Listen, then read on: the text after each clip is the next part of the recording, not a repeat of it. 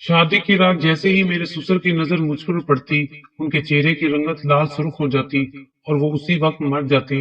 बस उनके मुंह से यही अल्फाज निकलते, ये तो वही लड़की है। उसके बाद मेरी सास मुझे मनहूस मनहूस कहना शुरू कर देती और मेरा शोहर उसी वक्त मुझे तलाक देकर घर भेज देता। मेरी अब तक 3 शादियां हो चुकी थी और हर बार ऐसे ही होता। शादी की पहली रात ही मेरा ससुर मेरी शक्ल देखते ही मर जाता और मेरा शोहर मुझे तलाक देकर घर भेज देता। मैं हैरान होती कि ये सब मेरे साथ ही क्यों हो रहा है। मैं जवान थी, खूबसूरत थी, मुझ में कोई कमी ना थी, फिर ये सब होने की वजह क्या थी। इस बार मेरी चौथी शादी हो रही थी और अब की बार मुझे अपनी माँ पर शक होने लगा और इस बार मैंने शादी से पहले अपनी माँ का पीछा करना शुरू कर दिया। और ये देखकर तो मेरी रूह कांप गई जब मेरी माँ मेरे होने वाले ससुर के साथ, मेरा नाम अस्मा है और मैं एक मुतवस्सित तबके से ताल्लुक रखती हूँ। हमारे घर में दौलत की रेल पेल नहीं है, लेकिन इतनी गुर्बत भी नहीं है कि किसी का गुजारा ना हो सके। हमारे घर में 7 अफराद हैं, अम्मी अब्बू और हम 5 बहन भाई हैं। मेरे 3 भाई हैं और हम 2 बहनें हैं। हम सब बहन भाइयों में बहुत ज्यादा प्यार है। हमारे अब्बू भी हमसे बहुत ज्यादा मोहब्बत करते हैं, लेकिन हमारी माँ का रवैया हमारे साथ बहुत अजीब है। मुझे कभी कभी उनका रवैया समझ नहीं आता, लेकिन फिर मैं खामोश रह जाती हूँ, क्योंकि मुझे मेरे अब्बू कहते हैं कि वो हम लोगों की माँ है और एक माँ अच्छे तरीके से जानती है कि अपने बच्चों को कैसे हैंडल करना है। मैं उनकी बात सुनकर खामोश हो जाती। मुझे कुछ वक्त के लिए तसल्ली भी हो जाती, लेकिन जब फिर मेरी माँ हम बहन भाइयों के दरमियान फर्क करती तो मुझे दोबारा से दुख होता, क्योंकि हम भी उन्हीं के तो बच्चे थे। मगर वो 3 बच्चों से ज्यादा प्यार करती थी मुझसे और मेरे बड़े भाई के साथ। मुझे ऐसा लगता था कि जैसे उन्हें कोई खास लगाव नहीं है, मगर फिर भी हम दोनों उनसे बहुत ज्यादा प्यार करते थे। मगर बाज औकात मेरी माँ मेरे लिए जब किसी भी मामले में ज्यादती कर जाती तो मेरा भाई मेरे साथ खड़ा होता था।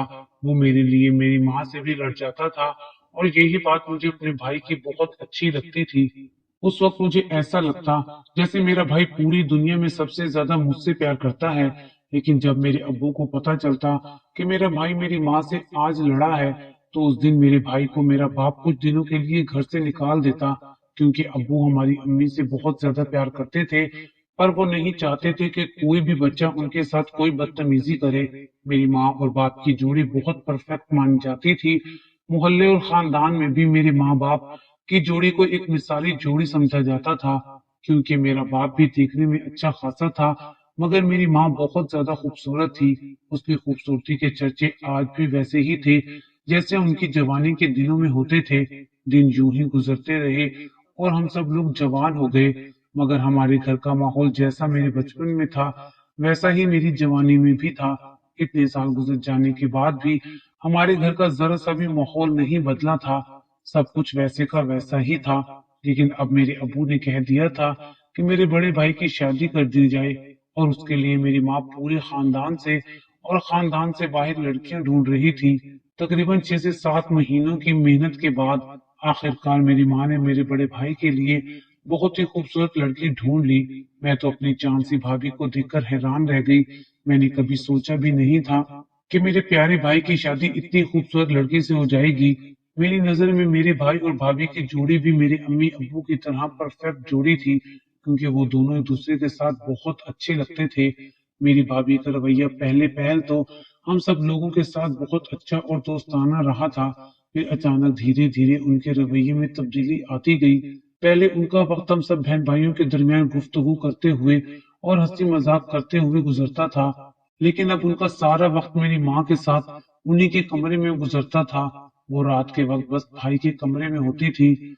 उन्होंने हम लोगों के साथ बातचीत तो बिल्कुल ही खत्म कर दी थी और फिर अचानक एक दिन उन्होंने जैसे पूरे घर में तूफान खड़ा कर दिया हो, जिसे देख और सुनकर हम सब लोग अपनी अपनी जगह साकित रह गए।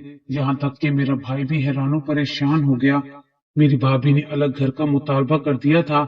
ये खबर हम सब के लिए बहुत ही हैरान कुन थी। हम सब बहन भाइयों ने कभी सोचा भी नहीं था कि हम लोग एक दूसरे से अलग होकर रहेंगे। हम सब लोग अपनी भाभी के पास गए और उनसे कहा, भाभी, अगर हमसे कोई गलती हो गई है तो आप प्लीज हमें माफ कर दें, और अगर किसी बात पर आपको बुरा लगा है तो उसके लिए भी हमें माफ कर दे, लेकिन हमारे भाई को लेकर अलग घर में कैसे रह सकती हैं। अब आप जैसे चाहेंगी ना, हम वैसे ही करेंगे। भाभी, अगर आपको किसी भी चीज की जरूरत है तो हम वो भी लाकर देंगे, लेकिन खुदारा भाभी, हमारे भाई को हमसे अलग ना करें। हम सब ने मिलकर अपनी भाभी की बहुत ज्यादा मिन्नतें की, लेकिन उनके तो कानों पर जूं तक नहीं देंगी। उन्होंने ये झगड़ा जारी रखा और हम सबको अपने कमरे से निकाल दिया और दोबारा हमसे बात करना भी छोड़ दिया।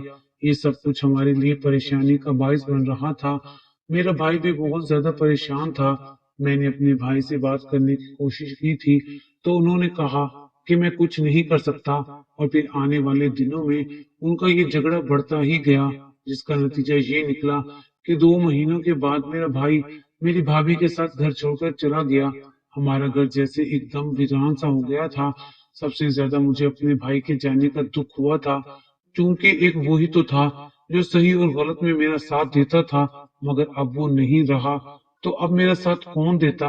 जिस दिन मेरा भाई घर से गया, उस दिन के बाद माँ ने उनका नाम भी घर में लेने से मना कर दिया। पहले तो अब्बू कोशिश कर रहे थे कि वो मेरे भाई और भाभी को किसी भी तरह मनाकर घर वापस ले आए, लेकिन मेरी माँ ने न जाने उनसे क्या कहा। उन्होंने भी सबको यही कह दिया कि आइंदा के बाद तुम्हारे भाई का नाम इस घर में कोई भी नहीं लेगा। अपने अब्बू का ये रवैया देखकर मुझे ज्यादा दुख हुआ। मैं चूंकि भाई से छोटी थी, इसलिए भाई के घर छोड़ने के कुछ अरसे बाद माँ ने कहा कि अब मैं तुम्हारी शादी करवाऊंगी। मैं उनकी बात सुनकर खामोश हो गई, क्योंकि शादी तो मुझे एक न एक दिन जरूर करनी ही थी। तो मेरी माँ ने मेरे लिए भी रिश्ते ढूंढने शुरू कर दिए। रिश्ते करवाने वाली हमारे घर आती और घंटों मेरी माँ के कमरे में बैठकर बातें करती रहती। मैं उनके मामलात में कुछ ना बोलती, क्योंकि मुझे मालूम था कि शादी ब्याह के मामलात बहुत मुश्किल होते हैं। इसी वजह से बहस मुबासे तो होते ही हैं। आखिरकार मेरी माँ ने मेरी खातिर एक रिश्ता ढूंढ ही लिया, मगर लड़के वालों को शादी की काफी जल्दी थी। इसी वजह से वो जल्द अज जल्द मुझे ब्याह कर ले जाना चाहते थे। इसलिए 1 महीने के अंदर ही शादी करके मेरी माँ ने मुझे रुखसत कर दिया। शादी तो शायद सबके लिए खुशियों का पैगाम होती है, लेकिन मेरी तो जैसे किस्मत ही शादी ने खराब कर दी थी। शादी की अगली सुबह जैसे ही मेरे ससुर की मुझ पर नजर पड़ी, तो उनका चेहरा लाल सुर्ख हो गया और वो वहीं जमीन पर गिरकर मर गए। बस उनके आखिरी अल्फाज यही थे, ये तो वो ही लड़की है।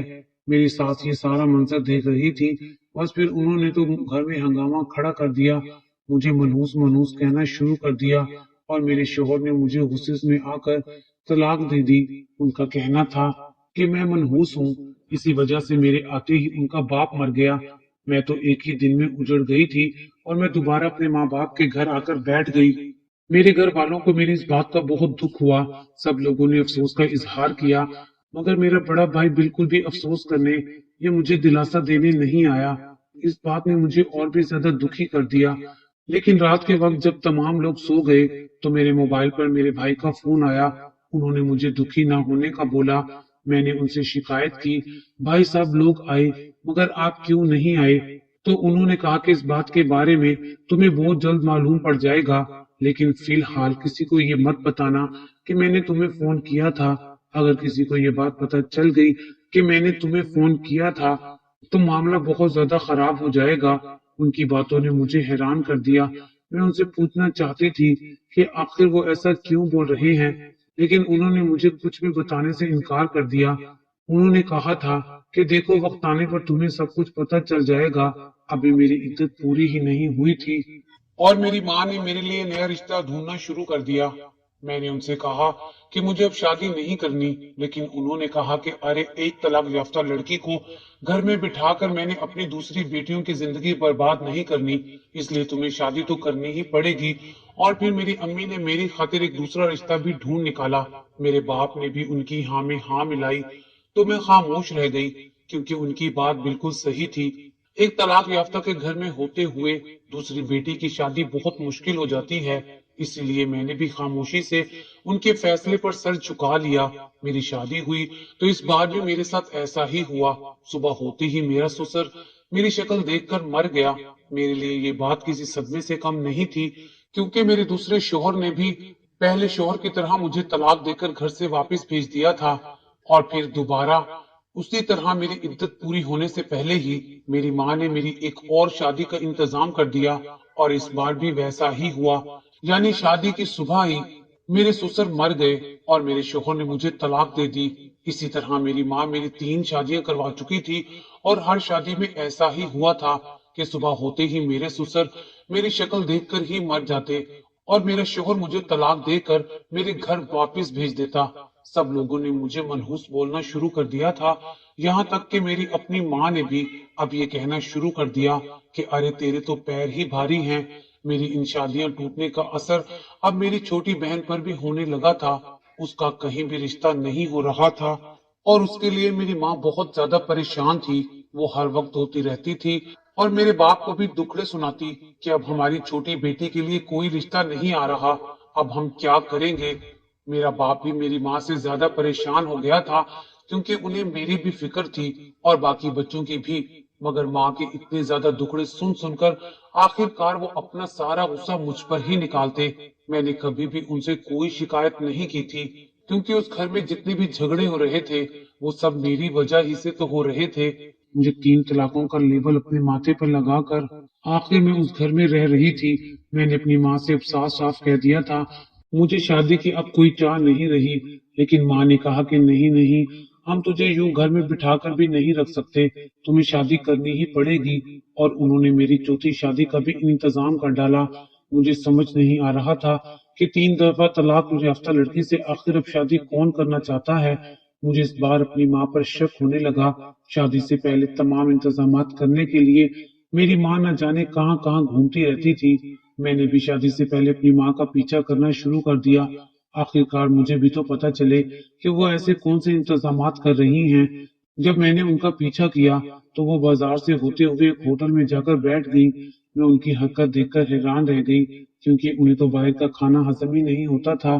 फिर वो होटल में आकर क्यों बैठ गई थी। मगर जल्दी मेरी उलझन का जवाब मिल गया क्योंकि थोड़ी ही देर में वहां पर मेरी छोटी बहन और उसके साथ एक लड़का आकर मेरी माँ के पास बैठ गया और वो दोनों मिलकर मेरी शादी के बारे में बातें कर रहे थे। मगर मुझे उनकी बातें साफ साफ सुनाई नहीं दे रही थी। लेकिन मैं इतना जरूर जानती थी कि दाल में जरूर कुछ काला है। लड़का कौन है? मैं उस लड़के को जिंदगी में पहली बार देख रही थी। घर आकर मैंने उसके बारे में बहुत सोचा और मुझे कुछ भी समझ नहीं आ रहा था। 2 दिन तक मैं यूं ही परेशान घूमती रही क्योंकि इस बार मेरी शादी करने का कोई इरादा नहीं था। इसीलिए मैंने अपने भाई को कॉल की ताकि उनसे बात कर सकूं, कोई सही मशवरा ले सकूं। जब मैंने उन्हें सारा मामला बताया तो उन्होंने कहा कि तुम बिल्कुल खामोश रहो, अब मैं खुद इस मामले से पता लगाने की कोशिश करता हूँ। अच्छा हुआ तुमने मुझसे बात कर ली, किसी और को इस बारे में कुछ भी नहीं बताना।